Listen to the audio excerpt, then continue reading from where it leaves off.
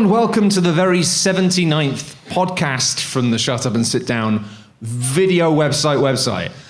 I am Matt Lees.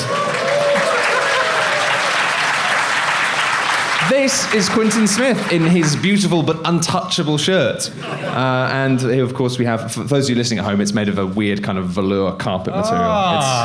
It's lovely one way, horrible the other. And also lovely one way, horrible the other, it's Paul Dean. Oh, yeah.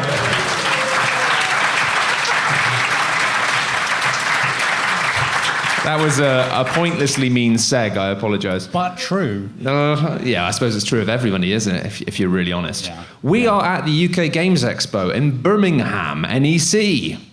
Woo!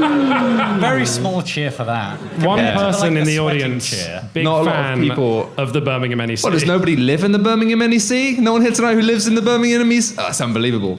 We're having a great time. It's been a bit of a whirlwind excitement tour this time because we got our very first stand. We got given a free stand that we could use, and I was really excited about that, and I put a lot of work into organising the stand, only to turn up and realise that, and they did warn me about this, they did keep sending me emails being like, look, anything you don't order in terms of furniture, there just won't be anything there. And I'd seen that, and I'd just sort of forgotten. So when I turned up and discovered a bare wooden table unfolded, and next to it 3 plastic chairs unfolded, just in the middle of nothing. And I was like, "This is our booth." And It was like the debris after a wrestling match. yeah, But like a backyard wrestling match that no ring, no mics. it's not legitimate. No one's filming it. It's 2 brothers who've been hitting each other with chairs for 8 years, and that's our booth. Yeah, and then we were supposed to have a big pop-up sign that said "Shut Up and Sit Down," and it just didn't arrive in time. So I had to make my own sign.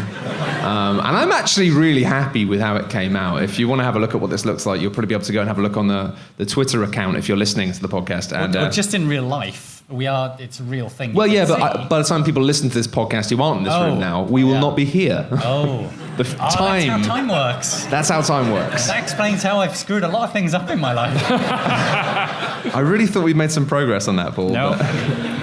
But I had to just basically go around and find the biggest cardboard box I could, tear it up to make it one sheet of material, and then now it's got some hooks hanging it to a thing, but for a while it was literally just squeezed into a gap in the wall that held it up next to the exhibition services. Also, lovely twist. Matt was like, we don't need to pay for walls because we can use our name.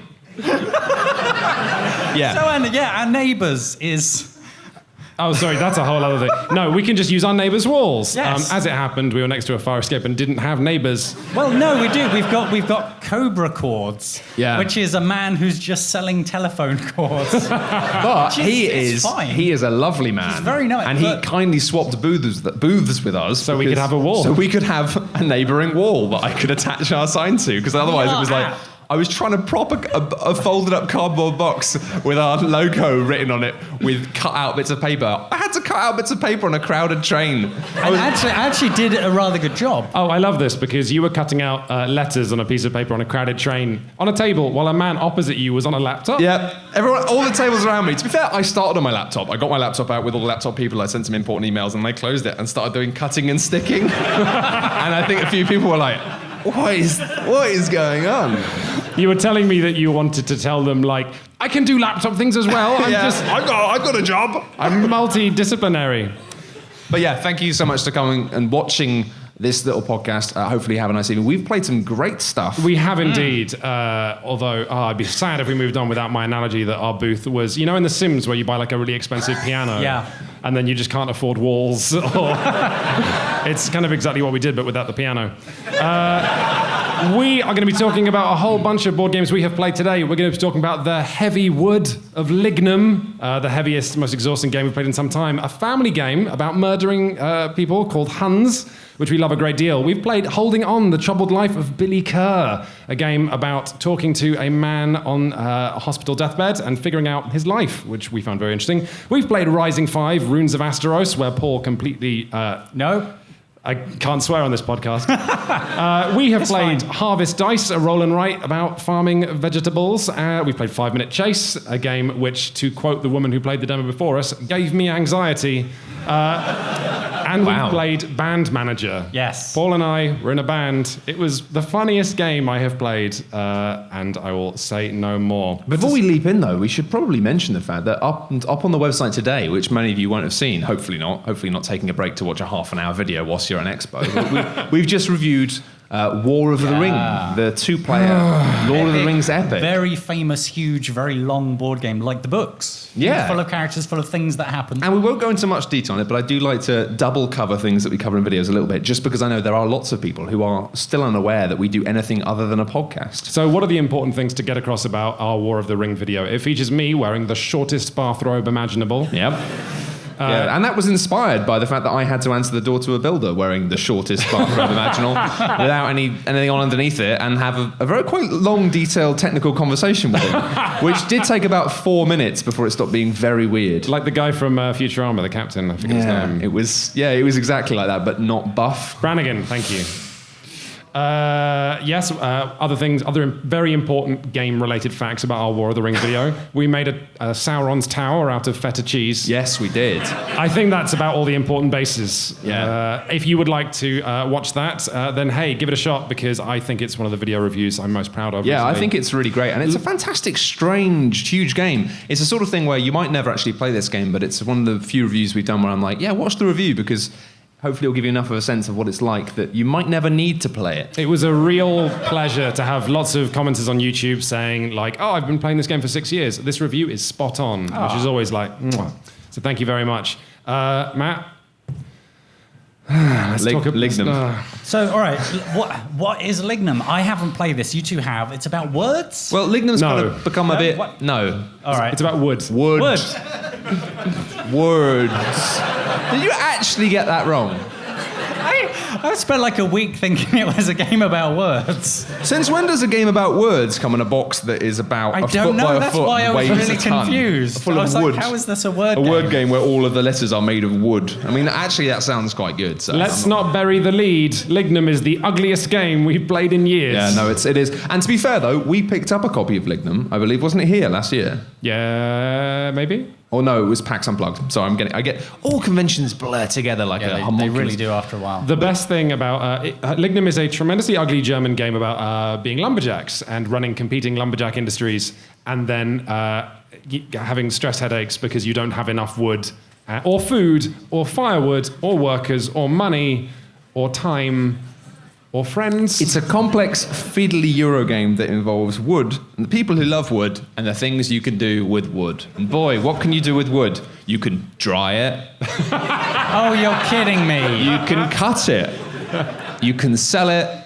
And you can burn it. So is this about the actual wood process? Wait. I got some wood and I treat the wood and I varnish the wood? No, it's similar, yeah. You can't varnish it. They'll probably add that at some point. Too exciting. It's too exciting. There is my favourite name for an expansion ever, which is the new edition of Lignum you can get. Comes with the Joinery Expansion.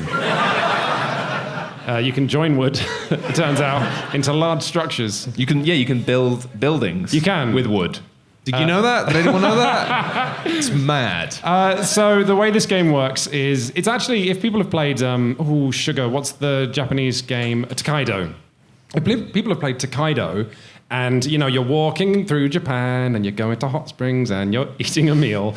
Well, Lignum is like, I've got no money and I'm walking down a path and I need to buy everything I'm walking past and I can't afford any of it. Yeah, I'm just going to say, just to bury the other lead, I actually really liked it. I quite enjoyed it. It's one of those frustrating things, and I think actually when we were handed a copy by the publisher at a convention, he was like, this is good, but like, you're probably going to hate it because it's not like your sort of thing in terms of the visuals, so don't be too mean. If you just hate it, just please don't just tell everybody you hate it. And it was like, oh, but then we opened it and we're like, this is so ugly. Yeah, it was so ugly. Also, Lignum, I think when we signed at the start going, Lignum, it's partly because we intended to play it for such a long time that I carried it internationally in my bag with me for like a long time. It's traveled. Our copy of Lignum has been around the world. It came to the Gathering of Friends with us and just I took sat in it a to box. North America. And it's a heavy game. It is the size and weight of an infant. So yes, you have to run these, you run a logging industry, but it's the Tokaido mechanic where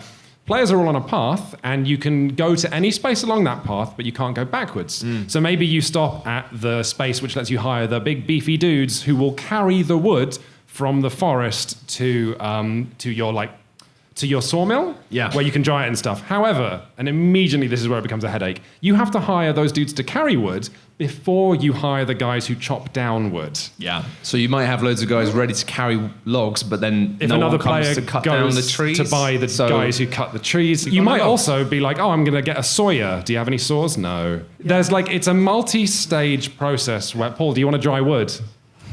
You can't, because there's no room in your drying house. I immediately, I can see this in my head, and I can see this is when I am at my worst with Eurogames is doing this very simple, I need this to do this, to do this, to this, and somebody just chops you out of the process in the middle, and then you have a migraine. There was enough give here, especially because you've got these little pools of employees, and you've got people who cut down trees, you've got people who gather the trees, then you've got people who then chop up the trees into wood that you don't try and undersell it. There's also 3 ways to get wood from your wood pile to your. You can send it down the river. Yeah, that's awesome. I love that. Is it? No, it is. But you can send it on a cart, which requires hay to feed the animal. Yes. Don't need an animal. You can just carry it. But your cart can only be used twice, and then it breaks. I think. You can use a sled, but only in winter. Yeah. And no one works for you in winter. Also, do you have enough food in winter? The weird Lignum was really clever, but what drove me nuts about it is it's in most Euro games it's like, oh, what's the most efficient way to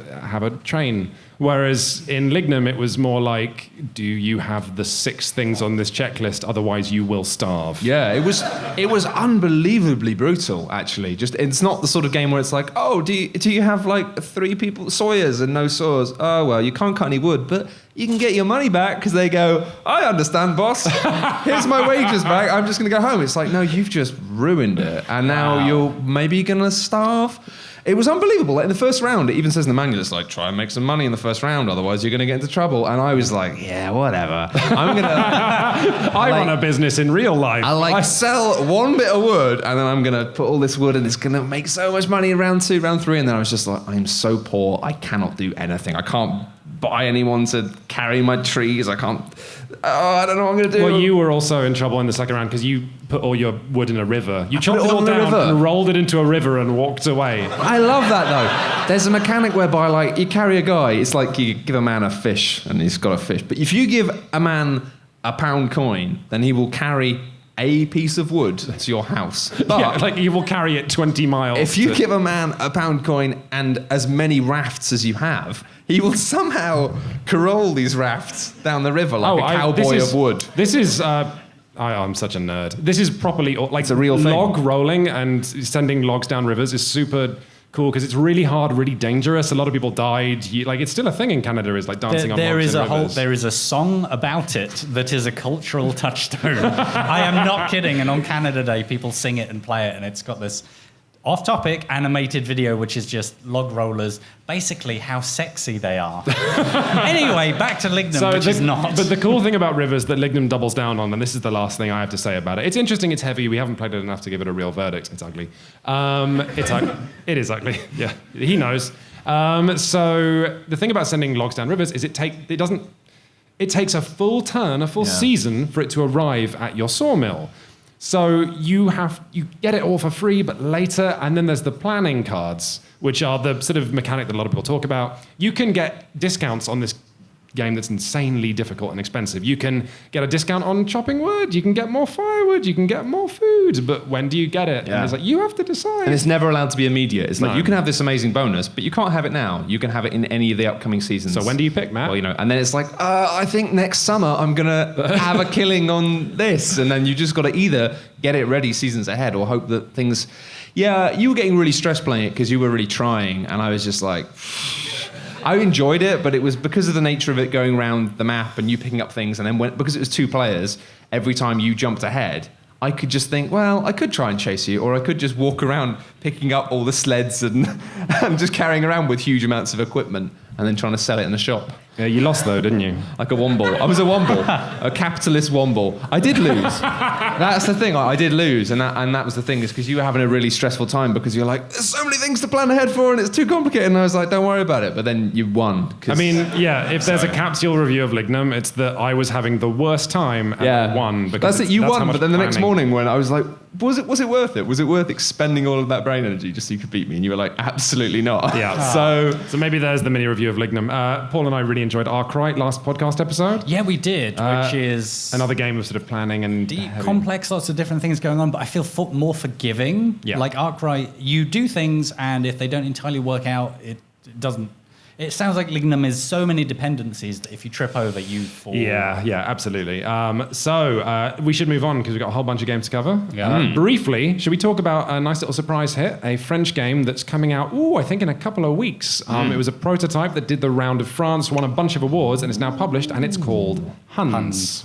I really like this. I like this a lot. So I think it might be the only game on the list where it's like, this is about to come out, we played it at the con, it's pretty good. You tried it this morning, didn't you? Yeah, we did, because I was drawn by the art, and it's one of those games where the art is all so correct that I'm like, they probably got a lot of other things right too, and they did. Wow.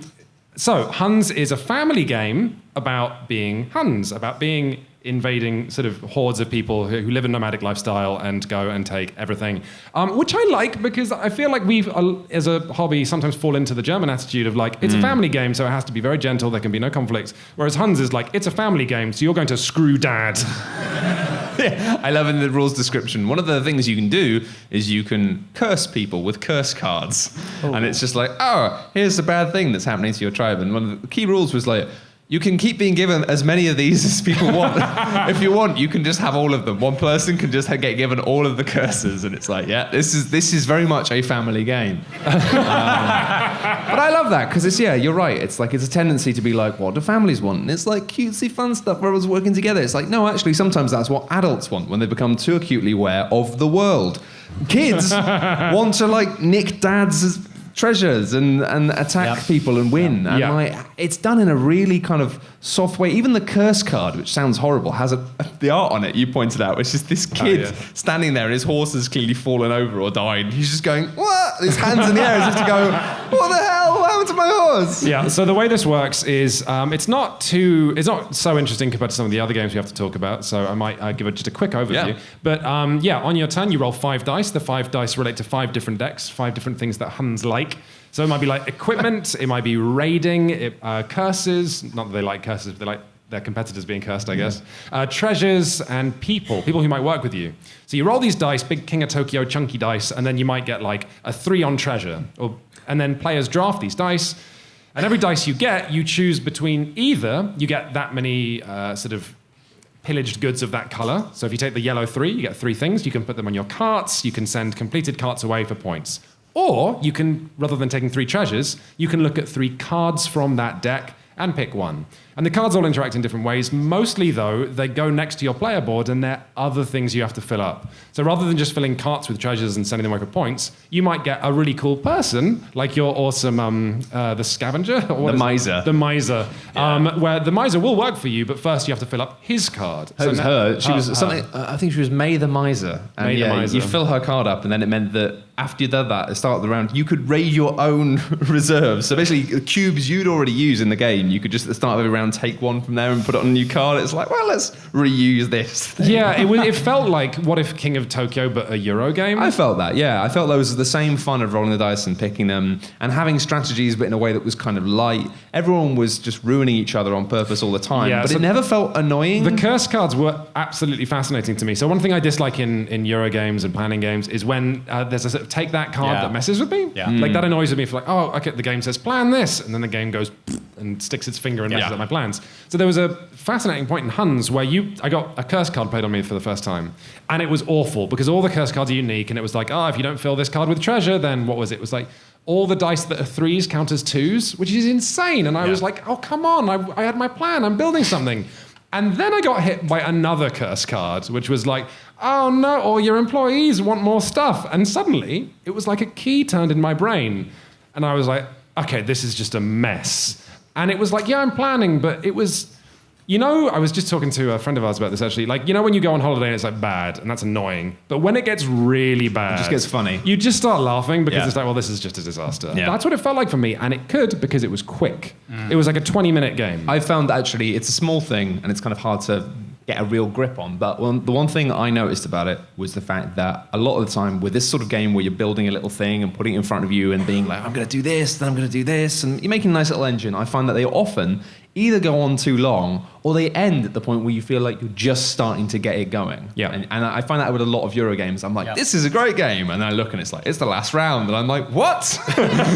But I'm going to make all this money in 10 rounds.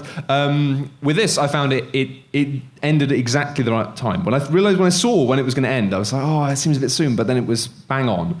But the key thing for this game, which is pretty amazing, I find the sign of a good game is when I finish playing, I immediately want to play it again. Yep. With this, we were about 2/3 of the way through, and I was having fun, and I didn't think I was doing badly, but I wanted to play it again. I wanted to start again because I was like, this is great. I love it. I love the theme. I think Huns is like a really unusual. It's not something I've seen before. I'm sure it's been done before because it's board games. Everything's been done before. But like especially for a family game where it's like, this is just another people, and we're going to kind of like celebrate them. Even the treasure cards and equipment. You know, it was stuff that, I mean, I know a bit about like sort of old like Kazakh cultures, and it was all, true. Like, the names of the characters. And to have that in a game for kids, I think is awesome. It's like, no, let's not placate the kids with bunnies. We'll do cartoony people, but it's not going to be your people. It's going to be another country. Yeah. And I just thought that was I thought it was neat. And I thought it was a cool game. All the cards had unique art, So that might be over in Asmodee, but it's also just coming out in a week or two. So if you're curious, I expect we might do a review. So that's Huns, Huns. Right, let's talk about one of the most exciting games we played today. Well, certainly interesting. Let's talk about giving questionable medical care to an old man. Oh, the trouble... Am I getting this right? The Troubled Life of Billy Kerr. The game is called Holding On, subtitle, The Troubled Life of Billy Kerr. Because Billy Kerr is not very well. He's in hospital. He's had a heart attack on a plane from somewhere to somewhere else. And he needs to talk to somebody. And who he needs to talk to is you and all your players playing cooperatively. And he has a story to share. I don't think that's entirely true, though, Paul. I'm not sure if he does need to... He does need to talk to you. That's revealed after the first round, and that made me feel a lot better about it. But... I had some strange feelings in the first round of this because it's this bizarre mechanic. I really enjoyed it and it's really interesting.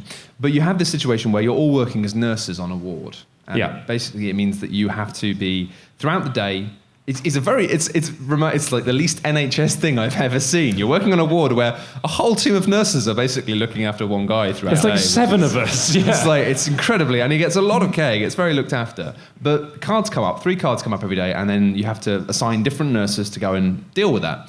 And you have to choose each time between whether you want to give, like, palliative care or medical care. Yes. Which was where I was like, this is interesting, because it's this idea of like, you look at what the situation is. Sometimes it's like he needs medical care right now. So you think, all right, let's give him medical care. No, hang on. He always needs medical care. His condition only really deteriorates. The amount of it varies. And sometimes he has a really bad time, he's really unwell. And other times he wants to talk and he's feeling a little better and he's sharing things. But here's the bizarre mechanic. His like sort of status, his like health, which is a numbered track, is to some extent the timer of the game. Yes. Yeah. And yet, so we were using it like a resource. Like, you'd flip a card and it's like, he's in trouble. And the art is like Billy Kerr in bed, like with a big nosebleed, and he looks like he's having a heart attack. And we're like, but he's basically fine. He's so far up the track, he can have this nosebleed. This is the interesting problem of the game, in the fact that, and I don't think it's a bad problem, I just think it's interesting. And the fact that you have a situation where... I think it flies in the face of the story they're trying to tell. Because I think we'll get to the story in a minute. And I found the story genuinely moving. Well, this is the thing. I think what's interesting about it is it's trying to be a game about care and about somebody dying and memories and being these last days. And that's really cool. And it's telling a story of somebody who is probably about to die and wanting to tell some stories about their life, which is awesome. But... Let me say what I'm going to say.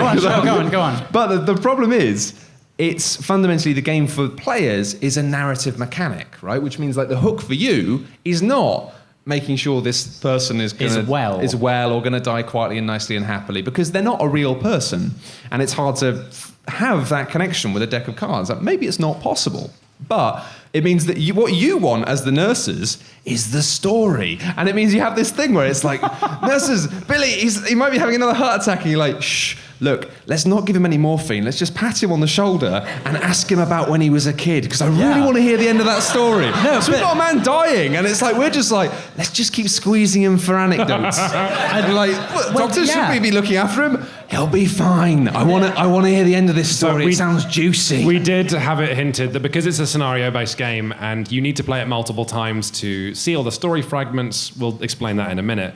But in defense of the game, it was teased to us that in later scenarios, the, quote, head nurse starts coming up and going, what are you doing? Oh, wow. Okay, interesting. Yeah, and then she starts pressuring you. Yeah, I mean, there was the thing of like, I mean, to echo your point as well about the health going down, about you can make a mistake. There are a certain number of mistakes you can make before the hospital gets in trouble. Which again you can game, because the hospital sort of goes wrong once. That's fine. That's the thing. It's like it's a kind of inherent in the fact that it's a game. It's the fact that you are then trying to game this thing, being like, look, these things are out of this deck. It's like you have to give him actual medical care once every day, otherwise you get a red mark, basically. And if you get it twice, you lose the game because you've all been fired. So it's that thing of you gaming it being like, look, we've already given him some medical care this morning. That's enough. Just because he's ill again, I mean, legally we're fine. By far, the most horrifying thing for me was, you know those event cards that come out the deck and they all just show Billy like, and it's funny because he's always in the same hospital bed, so the art is only ever sort of him like looking startled or looking wistful or whatever. But occasionally you flip an event card and it's him looking, you know, like really nervous about his condition. And we noticed that the worse his sort of health was, those cards would have different effects. And we're like, hey, if he's a bit scared of death, he becomes a bit more talkative. So let's talk about that. I would say, I spent the whole game thinking this and thinking like, it wasn't so much that I was sitting there going, this is problematic. I just thought, this is kind of interesting and darkly amusing as a kind of a mashup between two things. But at the end of the first, this is a slight spoiler, but at the end of the first little mini tutorial thing, he says, it kind of has a bit of dialogue on some cards, which I thought was really good, being like, he's clearly got something on his chest and he's very much anxious about some stuff in his life and he wants to talk about it and try and solve it. So then within that context, I think from that point it was like, okay. And even actually, another thing I thought was really interesting, because I saw that it was this big deck of scenarios and I played the game and I thought, that's fun. But I thought, would I want to play it for loads? But in the second scenario, the objective was just totally different. It wasn't even like, it was do a different thing within the same mechanics, which I thought was interesting. Yeah, so we should explain what we've been dancing around, which is the coolest mechanic. So as you talk to him and as you find like windows in your day to like go over and give him a biscuit and drill him for stories, you get cards from a deck which are all illustrated. They have a little quote on the front and a piece of art on the back, and these are incomplete memories, and it's art which is very foggy, and the only thing you can really see clearly on these pieces of artwork where he might be like, you know, like, oh, I was so nervous, and you'll flip it, and you'll only see him because it's not a complete memory. And we saw him like on his knees, and immediately the whole table of players was like, oh, he's proposing. And I was like, oh, really? I thought he had a gun. But some of these cards are more ambiguous than others. Yeah. And so you get these foggy memories of like his life, and then they have a jigsaw on the art, which enables you, if you were to play long enough, to assemble the whole story of his life. It's like if you get enough of those cards out, because obviously you're pulling these out kind of at random, and sometimes you don't get to see the whole picture of a thing though, which is also like you can play a whole scenario and not assemble one of those pictures and not know what it is. And this is the thing, if everyone in this room were to play it, then they would probably see a different window of Billy's life. Like we saw a bit about his childhood and some of his politics, but then there's other stuff to do with his family and it's also the fact that, like, I mean, the art in this is beautiful as well. Yes. Like, it uses very broad strokes, very painterly kind of things to get very vague impressions, and especially on these like faint memories where the outsides you can almost make out silhouettes of people, but it's like somebody's just painted people like really quickly as blurs. It's got that sort of memory-ish kind of style that it's impressionistic. You're getting a hint of something, and then it has that very cool mechanic where some of those memories, like for all of these cards that are just him somewhere in a blurry background,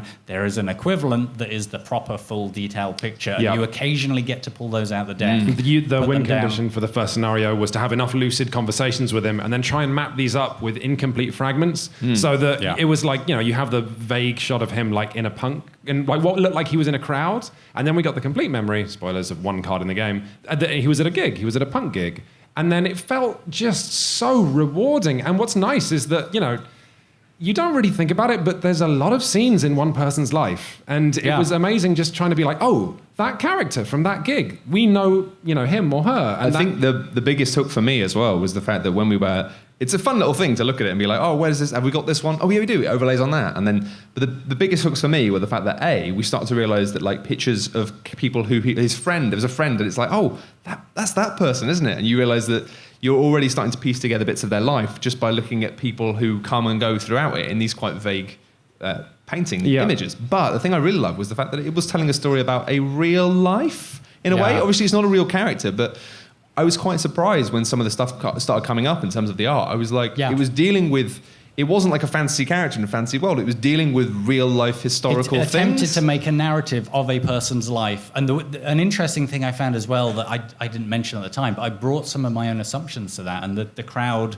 scene where he's at a gig, I looked at that and I immediately thought he's in a riot because it's just a picture of him sort of... I did the same thing. There was a scene where because we think he grows up in a place which might have been like politically difficult, and then there's a scene where he's like in a street, and I thought it was a riot, but again, like then you overlay it and it's like a street party. And loads of games give you fragments of story, but I've not played a game before where the exciting thing about getting the bit of story is realizing how it connects in the spiderweb of everything else you've that's been really given. interesting. And also the fact that that's actually one of the things that does really actually land perfectly is the fact that it's a game, I guess, where you've got this man, you don't really know anything about, and you are making judgments about what sort of person he is. And that's especially if, in the circumstances like that, when you have an old man coming into a hospital and stuff, that's probably what you do. You quickly make judgments about, everyone does, humans do, it's a very human thing. So this idea of having a game where you're having conversations with someone and then gradually getting a picture of who they really are is fascinating. It's just interesting. I mean, it shows how deep you can go if you just pick one specific thing. Like, is this a story about everyone? No, it's a story about a man. It's a story about an old man who grew up here, who had these political beliefs. And in doing that, like, rather than, I don't know, I feel like so many games are meant to be replayable and diverse and different every time. And it's like, no, this will be the same. It's one person. It's this. And it enables you to be kind of a lot more moving and a lot more... Because it's just 10 scenarios, which I guess you could just do all in a row in a weekend with friends if you wanted to, and then once you've done that, it's like a book. You've read that book. And it was very interesting. It was the distinction between giving medical care and palliative care and alternating between the two really was just like kind of it's like, are you going to make up your mind? Is this guy dying or are you saving him? What are you doing? We did hear the horrific story that initially the game's design, rather than having like all these beautiful memory cards that you gradually assemble, it was a game, it's the end of a man's life. He has dementia and he's losing memories one after another that are getting foggier. And then the person demoing the game was like, it was so sad, and we had to... Because you were discarding memories, you're just throwing stuff away. Yeah, and he was just like, it was the saddest thing I've ever played. And I was like, oh my God. It's a hell of a thing. It's really interesting. Do you want to... That's it. Any last I'm just thoughts? saying, it's interesting. It's really interesting. Boom, there you go. That was Holding On, The Troubled Life of Billy Kerr. These guys have been very nice at listening to us talk about something quite serious. Shall we talk about Band Manager? Band Manager is... So you weren't there for this. No, Quinns and I and our friend Clark joined a band, and they kicked me out of the band quite quickly. I mean, I'm not surprised. But I went solo and I had 2 fans, which is 2 more than they had.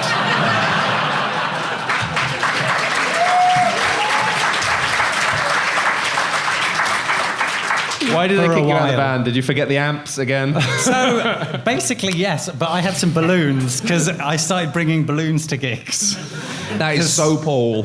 So, all right, I will explain. So, there are, in a band, obviously, you need a couple of different things. You need equipment, you need some kind of promotion, you need instruments, you need riffs. Between all of you... No matter what kind of music you play, riffs are a vital component. These things. So everybody has hands of cards. Check out my flute riff. There is a flute in the game. If you want to play Celtic music or if you want to play metal, you can combine metal and flutes. It's been done. Which is fine. It's been done, I'm sure. But we all have hands of cards. We all collectively can sort of play semi-co-op, whereby we want to lay cards down in as many of the same combinations as possible to advance up this gig track. So it's like, if I've got one of each color at this level, I can start to fill in this level, which means we get more fans, we get more equipment, we draw more cards, which allows us to play more cards next turn, which is great. But obviously, you might not have all the cards you need yourself. If you do, you could do a whole round solo and just have a solo gig, have some fans. If not... That's me doing a solo. That's exactly how apparently. it goes. Thanks, Matt. If not, you've got to negotiate with people around the table, like Quinns. Quinns, can you bring your synth? Because I don't have any instruments this time. And I've got some fans who'll come to the gig, but I don't have any This was the hilarious... Like, initially, the guy taught us the game, and he's like, well, if you all go on tour together, then you can all, play cards. And And it was, like, Clark's like, and my tour bus, and me being like, yeah, and my... God, what was my promotion? It was like banner ads on a website.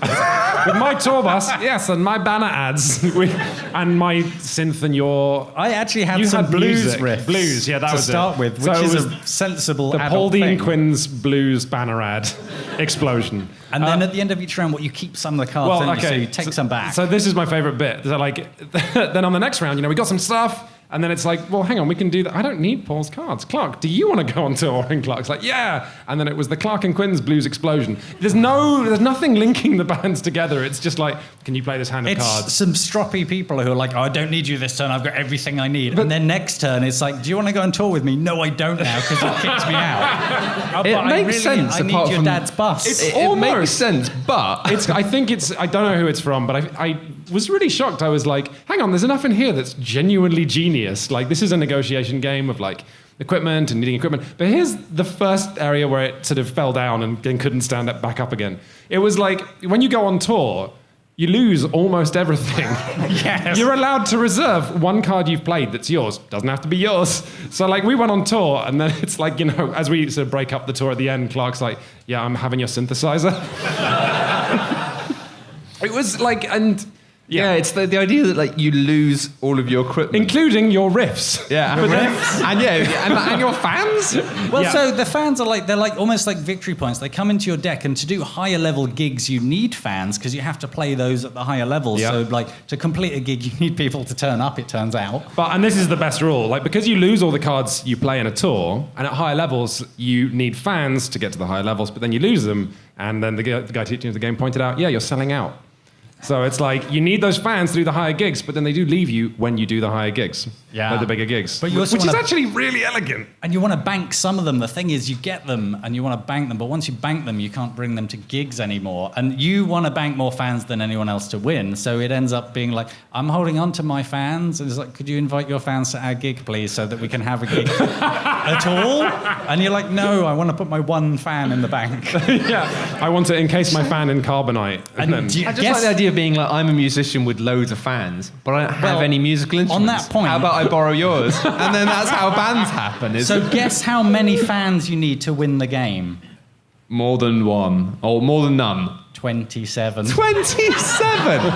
And you got 2. I got up to 4. I think I got 8 people who liked my music. But it's not even the same music. It's the thing when you go on tour and then you lose the cards, but then you get dealt out new cards. So it's like, oh yeah, we went on our hip hop tour, came back like playing Celtic music. It's a very very mercenary approach to music. I'll tell you the best. Being like, I'm going to make it big as a band, even if I have to change genre. It's kind of crazy nonsense. You say that though. I've actually been in bands like that when I was young, where they're like, it's not like we want to play music and it's like we want to be famous. What's the shortcut to that? What Flutes. should we do?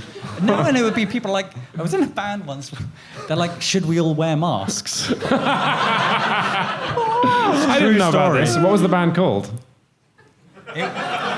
It was, what was it called? Was it called Tumbling Dice? No. What was it? You were in a band called Tumbling Dice? Maybe I was. I was in a band called Tree Frog. I was in a band called Possibly Atomic.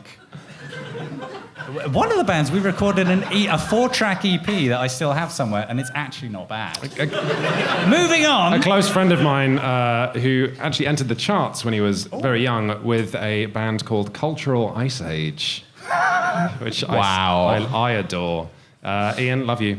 But speaking of mercenary things, favorite thing about Band Manager, a lot of the materials are stuff you can print cheaply because it's like band merchandise. So one of the expansions added tokens which were plectrums, and they were like a resource because obviously plectrums very cheap. Also, the board is a T-shirt. Yeah. This is actually not bad. You buried the lead there. Oh my God! The people on the listening to the podcast. It's an actual T-shirt. Yes, it's an actual T-shirt. Yeah. You can wear it. Wear on your body. Presumably it's like one size, but yeah, the audience when I said it was a T-shirt, mix of people going, "Oh, that's clever," and people going, "Ugh." Yeah, I mean that is very much how much do you care about your games getting grubby divide, just drawn in the sand right there. I haven't thought about it. If you spill something on the T-shirt? Yeah. That's less bad than spilling it on a board. Yeah, you can wash the T-shirt. Yeah, so maybe I'm wrong. Yeah. Washable board games coming. Okay, we might have to talk about the rest of the games we played tomorrow because it might be time. How much time do we have left? for our special feature. Well, we technically we have 7 minutes left, but also we started 10 minutes late, so probably have about a quarter of an hour left. Okay. Ooh. What is the special feature, Quentin? Well, I've got some dirty laundry I'd like to air on the podcast now, which is the fact that earlier this year, or maybe the end of last year, Quinns was reviewing Pandemic Legacy Season 2. And he had already run through his version of the game and opened it up and covered it in stickers and stuff. And so obviously, when he came to film the review, I'd bought myself a copy. And I said, well, it makes perfect sense for you to use mine as the basic shots. So, I gave him my copy, and it meant he could film the review with a clean board. Perfect. The problem was, I then asked for it back about a month later, and he said, oh, no, I don't have it. You've taken it back. And I was like, no, I didn't take it back.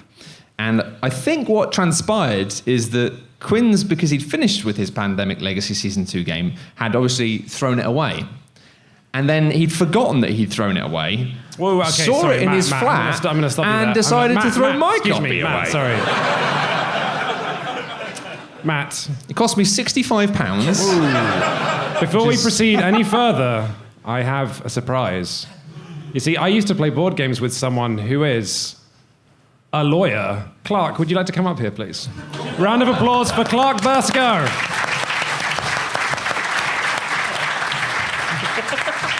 Hello, Clark.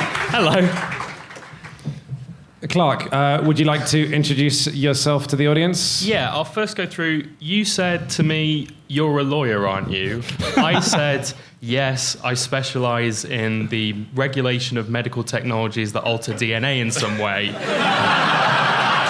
And then you said, I've got a property dispute, can you help me with it?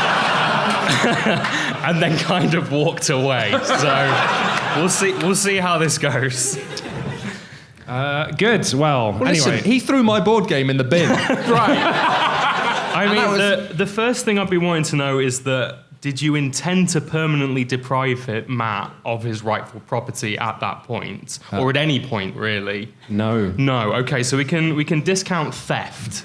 Like you don't have the mens rea, the guilty mind for the criminal act. So it's probably a civil suit that we're looking at. All right. So, we're looking at a bailment, I think, where you temporarily transfer property to someone else's possession. I thought you were just going to come up and clear me. No. You open Pandora's box, and now the law is here, my friend. But so you've got a bailment, I think, where Matt has temporarily transferred possession of his property, but not the ownership of that.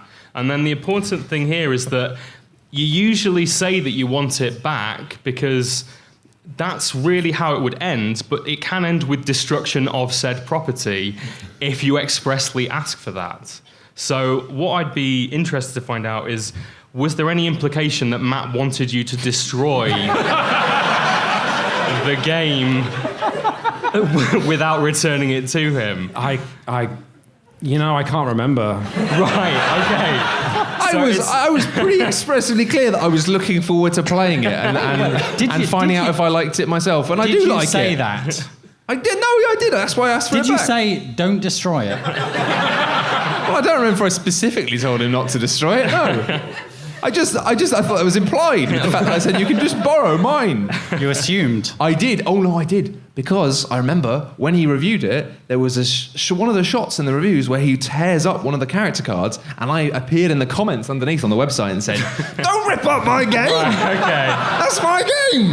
So there we are. I think yeah, that's fair then. So in that point, we're looking at negligence in bailment. The part of the bailee. Sorry, can you explain what embailment means again? So bailment is from a French legal term, and it basically just means a lending. It's the legal term for a loaning or a lending. Okay. And so you're looking at, in this case, I think bailment for no reward, where you weren't. Sounds great. Yeah, you weren't giving any like money to Quinns for him to transport it anywhere. It's simply loaning for use, fit for purpose. So I carried to his house in a big bag on a bus. Yeah. So you've done a lot of the legwork in that. Yeah, right. Okay. I initially got confused because I thought I might have left it on the bus, but then I'm like, no, I only have one memory on the bus. But we don't know you didn't. We did. No, we don't. Dude. How do we? I know. See, because in these cases, it's on the claimant to prove that. So we're looking at what's called the chain of causation to have factual causation here. We had to prove that Quinns definitely did this, that there's evidence that supports that. There was nothing that broke that chain of causation. There was no third party that was involved. There was no, weird mitigating circumstances. I suppose somebody else could have stolen it from Quinns' house. That's not outside the realms of possibility. Or maybe you gave it away when you were giving away all of your board games. But that's unlikely, because you wouldn't give away the room when that happened. Yeah. The idea that I destroyed this is less awful than giving it away. I'd be happier if it was out there somewhere, not just like in a landfill, untouched, unloved. All of the boxes unopened. So you're looking at a duty of care. That's like if you have an obligation imposed on you, you're trying to say, okay, so here is like what a reasonable person, the steps they would take to maintain that property in the condition that it was given to them. I'm nodding profusely. Yeah. So basically we're saying like, would a reasonable person, when given a board game by a friend, throw it away after they'd finished using it?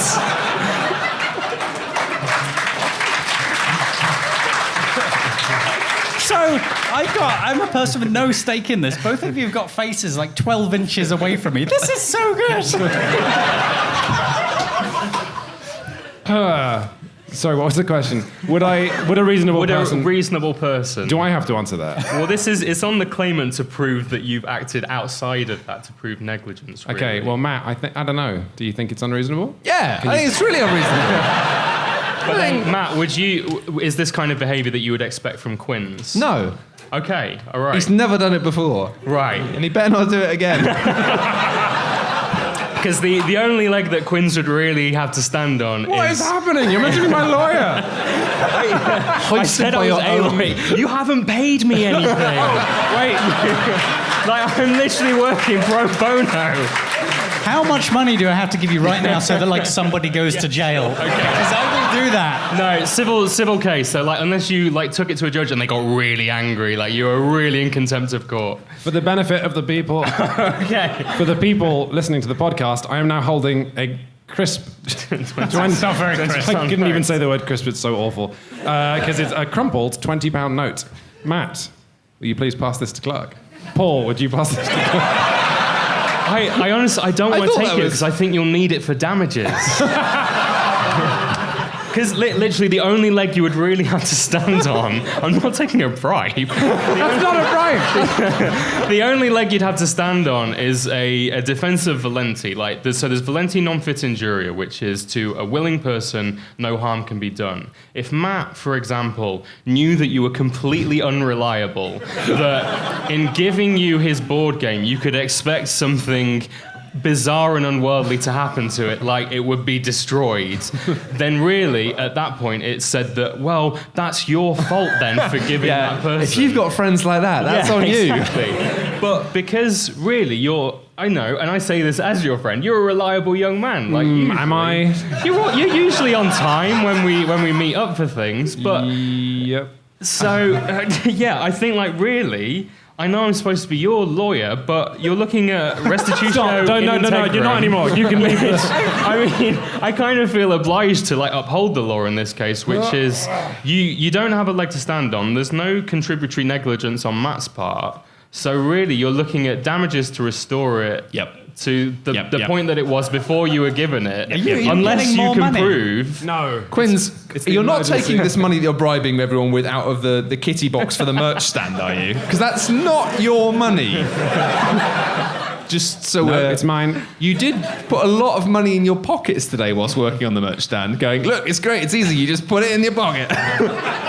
So I'm just wondering if that continued. Nope. You might need this lawyer. In all seriousness. Hey, actually, this is a non sequitur, and I know you haven't prepared. But if I steal money from my own company, that's called embezzlement. That literally is embezzling. That's what the word embezzlement dictionary means. Definition of embezzling. I need the £20. Oh, you want your £20 back? I want the company's £20 back. Can't believe you. Okay, Yeah, so I'm sorry that I couldn't, be a bad lawyer and help you. It's great. I love the line, I know I'm your lawyer, but... I just, I felt bad because it's such a clear... Also, this isn't a legal case. You take this to a court, they'll just be like, why have you brought this to a court? You threw a board game away. I didn't. No, that's not the thing. This whole, Your Honor, this whole case relies on the assumption that I did throw it away, Oh, and I don't know if I did. Like, to be fair, like, if Matt cannot prove categorically that you did that, but then the question then becomes, what happened to the board game quiz? Yeah. Because you are still not returning an item to them that you're not completing your bailment. Matt has been under a lot of stress recently, and it is conceivable. No, I'm definitely on his side. He's handbagging me in the fridge. He's putting my handbag in the fridge. Convincing me I'm going mad. You put that there. I did not. It's gaslighting.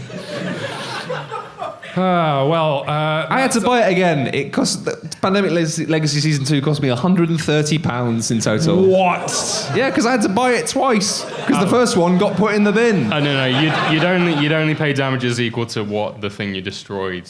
Like, Oh yeah, but I just Clark, no one wants to hear it. All right, You owe me. We've got a jury here. Who thinks that Quinns owes me £65? Wait. Wow. No. Who's seen Death of Stalin? What just happened in this room? Initially, when you asked the question, like 20 people put their hands up, and then everyone else was It's not like, going to save you. I'm dragging you to the yard. Oh, thank you very much for listening to the Shut Up and Sit Down podcast, everybody. Yes, what should we say at the end of the podcast? Well, let's just wrap it up like a podcast, and then we can say some stuff afterwards. Thank you for listening. We'll see you next time for another podcast episode. We will indeed. Bam, bam, bam, bam. That's the jingle. We'll also put the jingle on after that. Bye. Bye.